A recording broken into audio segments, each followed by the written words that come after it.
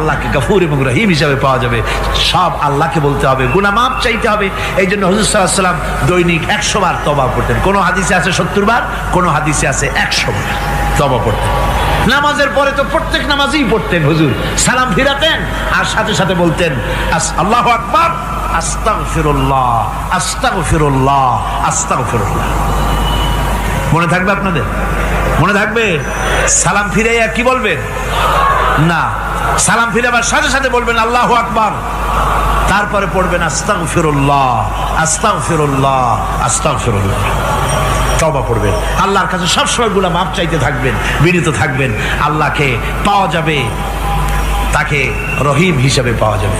সুতরাং ঈমান বিল্লাহ, আল্লাহর প্রতি ঈমান আনলে পরে চতুর্থ নম্বরের যে উপকারটা হবে সেটা হলো হতাশায় ভুগবে না, নিরাশায় ভুগবে না, আশায় বুক বেঁধে